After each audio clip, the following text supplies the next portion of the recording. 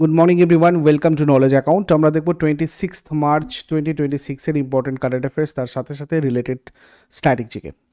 আজকের first question আমাদের, London ভিত্তিক সেন্ট্রাল ব্যাংকিং দ্বারা প্রদত্ত 13তম বার্ষিক পুরস্কারে কোন bank initiative of the year জিতেছে? রিজার্ভ ব্যাংক অফ ইন্ডিয়া জিতেছে লন্ডন বেসড সেন্ট্রাল ব্যাংকিং দ্বারা 13তম বার্ষিক পুরস্কার, ইনিশিয়েটিভ অব দ্য ইয়ার।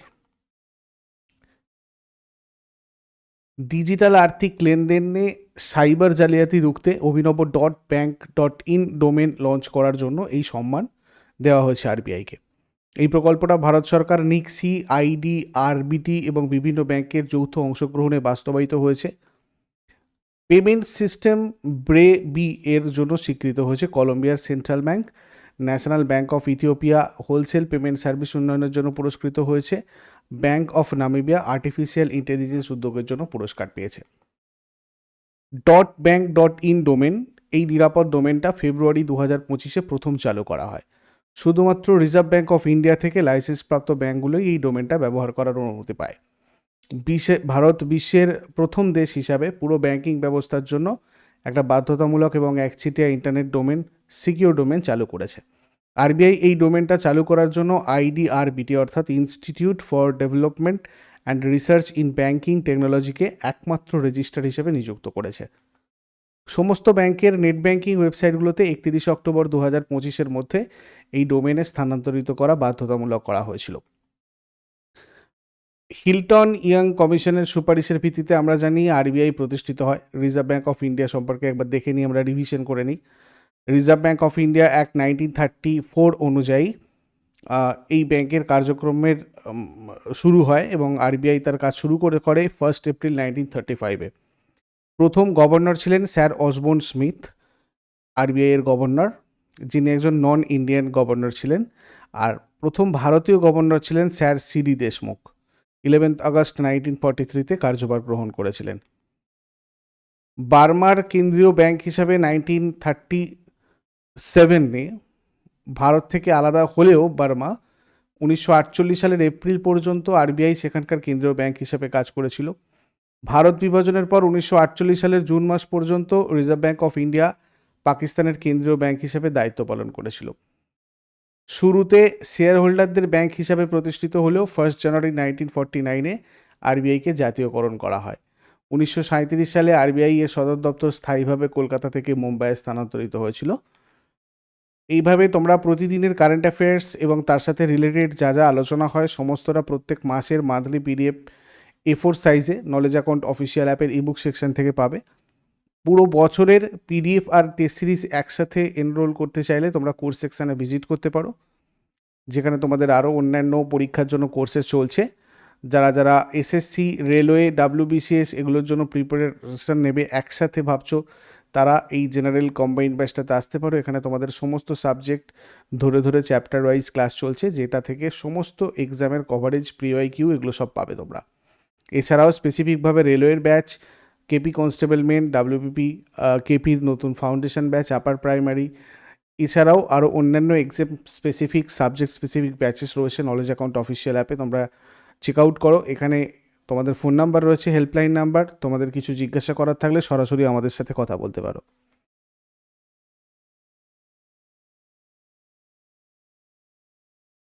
পরের প্রশ্ন, চীন ভারত সীমান্তবর্তী তিব্বত স্বায়ত্তশাসিত অঞ্চলে যে বিশেষ গ্রামগুলো তৈরি করেছে সেগুলোকে কি বলা হয়?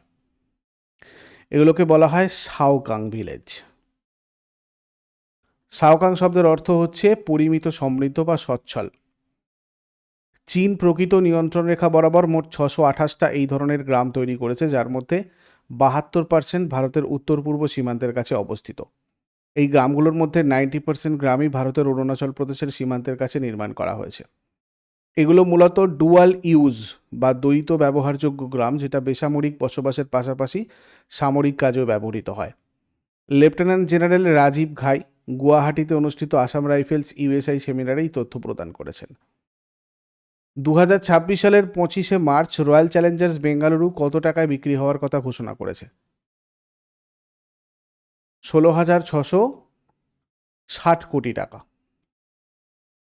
25 মার্চ 2026 তারিখে আরসিবির মালিকানা পরিবর্তনের আনুষ্ঠানিক ঘোষণা করা হয়। আরসিবি ফ্র্যাঞ্চাইজি রেকর্ড $1.78 বিলিয়ন, মানে প্রায় 16,660 কোটি টাকায় বিক্রি হয়েছে। ইউনাইটেড স্পিরিটস লিমিটেড থেকে মালিকানা Aditya Birla group, Times of India group, Blackstone এবং বোল্ট ভেঞ্চার্স এ হস্তান্তর হয়েছে। 2008 সালে আরসিবি কেনা হয়েছিল $111.6 মিলিয়ন, যেটা 2026 সালে বেড়ে দাঁড়িয়েছে $1.78 বিলিয়ন। এরপর 2026 সালের নতুন নিয়ম অনুযায়ী ট্রেন ছাড়ার কতক্ষণ আগে টিকিট বাতিল করলে কোনো টাকা ফেরত পাওয়া যাবে না। ট্রেন ছাড়ার 8 ঘন্টা আগে যদি টিকিট বাতিল করা হয় তাহলে কোনো টাকা ফেরত পাওয়া যাবে না, কোনো রিফান্ড পাওয়া যাবে না। এটা 2026-এর নতুন নিয়ম হলো। রেলমন্ত্রী অশ্বিনী বৈষ্ণব ঘোষিত এই নতুন নিয়মগুলো 1 এপ্রিল থেকে 15 এপ্রিল 2026-এর মধ্যে কার্যকর হয়ে যাবে। ট্রেন ছাড়ার 8 ঘন্টার আগে টিকিট বাতিল যদি করা হয় কোনো রিফান্ড পাওয়া যাবে না। এটা আগে ছিল 4 ঘন্টা। 8 ঘন্টার কম সময়ে 0% রিফান্ড, পুরো টাকা কাটা যাবে। 8 থেকে 24 ঘন্টা 50% টাকা কাটা যাবে। আর 24 থেকে 72 ঘন্টার মধ্যে 25% টাকা কাটা যাবে। আর 72 ঘন্টার বেশি হলে সামান্য চার্জ বাদে বাকি টাকা পুরোটাই ফেরত পাওয়া যাবে। বোর্ডিং পয়েন্টেরও পরিবর্তন হয়েছে। যাত্রীরা এখন ট্রেন ছাড়ার মাত্র 30 মিনিট আগে পর্যন্ত তাদের বোর্ডিং স্টেশন পরিবর্তন করতে পারবেন। কাউন্টার টিকিটের ক্ষেত্রে যাত্রীরা ট্রেন ছাড়ার 30 মিনিট আগে পর্যন্ত তাদের ট্রাভেল ক্লাস আপগ্রেড করতে পারবেন, মানে অনলাইন টিকিটের জন্য এটা প্রযোজ্য নয়। টিকিট বুকিংয়ের জন্য আধার ভিত্তিক ওটিপি ভেরিফিকেশান বাধ্যতামূলক করা হয়েছে এবং প্রায় 3 কোটি সন্দেহভাজন ইউজার আইডি নিষ্ক্রিয় করা হয়েছে।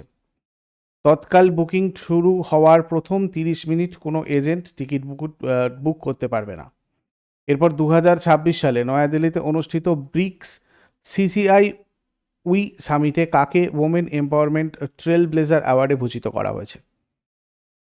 Kalpana Soren. Women empowerment trail blazer award. Kalpana Soren ঝাড়খণ্ডের গান্ডে বিধানসভা কেন্দ্রের বিধায়ক। নয়াদিল্লিতে অনুষ্ঠিত ব্রিক্স সিসিআই উই সামিট 2026-এ সম্মান প্রদান করা হয়। তৃণমূল স্তরের নারী ক্ষমতায়ন, নারী নেতৃত্বাধীন উন্নয়ন এবং গ্রামীণ আর আদিবাসী নারীদের উদ্যোক্তা হিসেবে গড়ে তোলার ক্ষেত্রে বিশেষ অবদানের জন্য এই পুরস্কার তাকে দেওয়া হয়েছে। ঝাড়খণ্ডের গ্রামীণ এবং উপজাতীয় এলাকায় নারীদের অর্থনৈতিক আর সামাজিক উন্নয়নে সক্রিয় অংশগ্রহণে উৎসাহিত করাতে তার ফোকাস ছিল। BRICS chamber of commerce and ইন্ডাস্ট্রির মহিলা উইং এই বার্ষিক সম্মেলনের আয়োজন করেছিল। এরপর 2026 সালের ফেব্রুয়ারি মাসে কোন দেশ নেদারল্যান্ডকে টপকে ভারতের দ্বিতীয় বৃহত্তম রপ্তানি বাজার হয়ে উঠেছে? চীন। 2026 সালের ফেব্রুয়ারি মাসে চীন ভারতের তৃতীয় বৃহত্তম রপ্তানির বাজার হিসেবে আত্মপ্রকাশ করেছে। এই তালিকায় চীন নেদারল্যান্ডকে পিছনে ফেলে দিয়ে 3 নম্বরে উঠে এসেছে। গত বছরের তুলনায় চীনে ভারতের রপ্তানি 1,32.4% বৃদ্ধি পেয়েছে। ফেব্রুয়ারি মাসে চীনে ভারতের মোট রপ্তানির পরিমাণ দাঁড়িয়েছে $1.67 বিলিয়ন। ভারতের সামগ্রিক রপ্তানি সামান্য কমে $36.61 বিলিয়ন হলেও চীনের বাজারে চাহিদা বেড়েছে। বিশেষ করে ইলেকট্রনিক সামুদ্রিক পণ্য রপ্তানির ক্ষেত্রে বিপুল বৃদ্ধি দেখা গেছে। এরপর 2026 সালের মার্চ মাসে ভারতের দীর্ঘতম মেয়াদের নির্বাচিত সরকার প্রধান হওয়ার রেকর্ড কি তৈরি করেছেন? নরেন্দ্র মোদী। প্রধানমন্ত্রী নরেন্দ্র মোদী ভারতের দীর্ঘতম মেয়াদে নির্বাচিত সরকার প্রধান হওয়ার গৌরব অর্জন করেছেন। 8,931 দিন ক্ষমতায় থাকার রেকর্ড গড়েছেন এবং জননেতা হিসেবে তার 25তম বছরে পদার্পণ করেছেন। সিকিমের প্রাক্তন মুখ্যমন্ত্রী পবন কুমার চামলিংয়ের রেকর্ড তিনি ভেঙে দিয়েছেন 8,930 দিনের। তার যাত্রা শুরু হয়েছিল 7ই অক্টোবর 2001 সালে। প্রথমবার গুজরাটের মুখ্যমন্ত্রী হিসেবে শপথ নিয়েছিলেন এবং 13 বছরের বেশি সময় সেই দায়িত্বে ছিলেন। 2014 সালের মে মাসে তিনি ভারতের 14তম প্রধানমন্ত্রী হিসেবে কার্যভার গ্রহণ করেন। প্রথম অকংগ্রেসি নেতা যিনি টানা 3টে লোকসভা নির্বাচনে জয়লাভ করেছেন। প্রধানমন্ত্রী মোদী বিশ্বের অন্যতম জনপ্রিয় সোশ্যাল মিডিয়া লিডার। তার ইউটিউবে 30 মিলিয়ন, ইনস্টাগ্রামে 100 মিলিয়ন আর টুইটারে প্রায় 106.4 মিলিয়ন ফলোয়ার রয়েছে। এরপরে লি কুন ইউ রয়েছেন সিঙ্গাপুরের প্রাইম মিনিস্টার। 31 বছর, 1959 থেকে 1991। হুন সেন 38 বছর, Narendra Modi nearly 25 years, Sheikh Hasina 17+ years, Angela Merkel 16 years. 2026 সালের 28 মার্চ KNMDC লিমিটেডের ডিরেক্টর হিসেবে দায়িত্ব গ্রহণ করেছেন কৃষ্ণ কুমার ঠাকুর। 1998 ব্যাচের আধিকারিক কৃষ্ণকুমার ঠাকুর ভারতের বৃহত্তম লৌহ আকরিক উৎপাদনকারী সংস্থা এনএমডিসি এর ডিরেক্টর হিসেবে দায়িত্ব গ্রহণ করেছেন। আনুষ্ঠানিকভাবে 28 মার্চ 2026-এ তার দায়িত্বভার তিনি গ্রহণ করেন। ইন্ডিয়ান রেলের পার্সোনাল সার্ভিসের একজন অভিজ্ঞ আধিকারিক তিনি। ভারতীয় রেল আর বিভিন্ন পাবলিক সেক্টর এন্টারপ্রাইজে হিউম্যান রিসোর্স ম্যানেজমেন্ট বা মানব সম্পদ ব্যবস্থাপনায় তার 2 দশকেরও বেশি অভিজ্ঞতা রয়েছে। এরপরে সাজিবু চেইরাওবা কোন রাজ্যের ঐতিহ্যবাহী নববর্ষ উৎসব? মণিপুরের। ভারতের বিভিন্ন আঞ্চলিক নববর্ষ উৎসবগুলো দেখো একবার। চৈত্র শুক্লাদি, এটা হিন্দু ক্যালেন্ডার অনুযায়ী নতুন বছরের শুরু এবং চৈত্র মাসের শুক্লপক্ষের প্রথম দিন। সাজিবু চেইরোবা, এটা মণিপুরের ঐতিহ্যবাহী চন্দ্রভিত্তিক নববর্ষ উৎসব, যেটা মূলত সানামাহি ধর্মাবলম্বীরা পালন করেন। চাক হাও সাজিবু চেইরোবা উৎসবে ব্যবহৃত মণিপুরের একটা বিশেষ গাঁজন করা সয়াবিন জাতীয় খাদ্য উপাদান। এরপরে এলন মাস্ক কোন শহরে টেরাফ্যাব নামক বিশাল চিপ কারখানা তৈরির পরিকল্পনা করেছেন? Austin, Texas. অস্টিনে টেরাফ্যাব নামে একটা বিশাল সেমিকন্ডাক্টর কারখানা তৈরির ঘোষণা করেছেন। এই মেগা প্রজেক্টে মাস্কের 3টে প্রধান কোম্পানি টেসলা, স্পেসএক্স আর এক্সএআই যৌথভাবে কাজ করবে। কৃত্রিম বুদ্ধিমত্তা, স্বয়ংক্রিয় গাড়ি এবং রোবোটিক্সের জন্য প্রয়োজনীয় উন্নত চিপের বিপুল চাহিদা মেটানোটাই মূল লক্ষ্য। এই কারখানায় মূলত টেসলার 5ম প্রজন্মের এআই চিপ তৈরি করা হবে। প্রযুক্তির ব্যবহার এই এআই চিপ টেসলার ফুল সেলফ ড্রাইভিং সিস্টেম এবং ভবিষ্যতে রোবট প্ল্যাটফর্মগুলোকে শক্তি যোগাবে। এরপরে গুড়ি পাড়ওয়া উৎসবে কোন দেবতার পূজা করা হয়? গুড়ি পর্ব যে উৎসবটা হয়, এখানে ভগবান ব্রহ্মার পূজা করা হয়। গুড়ি পাড়ওয়া মহারাষ্ট্রের নববর্ষ, যেটা বসন্তের আগমন আর ফসল কাটার শুরুর প্রতীক, ভগবান ব্রহ্মার উদ্দেশ্যে উৎসর্গীকৃত। গুড়ি মহারাষ্ট্রের বাড়ির বাইরে রেশমি কাপড় এবং তামার পাত্র দিয়ে সাজানো বাঁশের লাঠিকে গুড়ি বলা হয়। আগের দিনের হোমওয়ার্কগুলো দেখে নাও। ভারতের 57তম টাইগার রিজার্ভ হচ্ছে মধ্যপ্রদেশের রাতাপানি বাঘ সংরক্ষণাগার, আর হোজাগিরি হচ্ছে তোমার ত্রিপুরার লোকনৃত্য। আর আজকে তোমাদের জন্য প্রশ্ন থাকবে, কোন দেশ 2030 এশিয়ান গেমসের আয়োজক হবে আর আইসিসির সদর দপ্তর কোথায়? শেষকালে কমেন্টে জানাও। চট করে আগের দিনেরগুলো কুইক রিভাইজ করে নেবো। যারা যারা লাইভে রয়েছো অ্যান্সার করার চেষ্টা করো। 25 মার্চ 2026-এর কোয়েশ্চেন্স কী ছিল? নির্বাচন কমিশনের নতুন নিয়ম অনুযায়ী কত বছরের ঊর্ধ্বের ভোটাররা পোস্টাল ব্যালটে ভোট দিতে পারবেন? 85 বছর। মুম্বাইতে অনুষ্ঠিত জেএসডব্লিউ ইন্ডিয়ান ওপেন 2026-এ মহিলা একক শিরোপা কে জিতেছেন? অনাহত সিং। প্রস্তাবিত সিএপিএফ বিল 2026-এর মূল উদ্দেশ্য কি? একটি একীভূত আইন কাঠামো তৈরি করা। 2026 সালে তার বই the golden road, how ancient India transformed the world এর জন্য কে মর্যাদাপূর্ণ মার্ক লিন্টন হিস্ট্রি প্রাইজ জয় করেছেন? উইলিয়াম ডালরিম্পল। প্রথম ভারত ইলেকট্রিসিটি সামিট 2026 কোথায় অনুষ্ঠিত হয়েছে? নতুন দিল্লি। 2026 সালের মার্চ মাসে ভারত কোন প্রতিবেশী দেশের সাথে ডাক পরিষেবা এবং ইউপিআই ভিত্তিক আন্তঃসীমান্ত লেনদেন ব্যবস্থা শক্তিশালী করতে একটি সমঝোতা স্মারক স্বাক্ষর করেছে? ভুটান। 2026 সালের মার্চ মাসে অস্ট্রেলিয়ার অনুষ্ঠিত 17তম এক্সারসাইজ কাকাদুয়ে ভারতের কোন যুদ্ধজাহাজ অংশগ্রহণ করেছিল? আইএনএস নীলগিরি। 2026 সালের মার্চ মাসে কোন ভারতীয় ক্রিকেটারকে সিটি ইউনিয়ন ব্যাংক তাদের ব্র্যান্ড অ্যাম্বাসেডর হিসেবে 2 বছরের জন্য নিযুক্ত করেছে? রবীন্দ্র জাদেজা। বুড়া চাপড়ি বন্যপ্রাণী অভয়ারণ্যটি ভারতের কোন রাজ্যে অবস্থিত? অসম। 2026 সালে ফেব্রুয়ারি মাসের আইসিসি পুরুষদের সেরা খেলোয়াড় কে হয়েছেন? সাহেবজাদা ফারহান।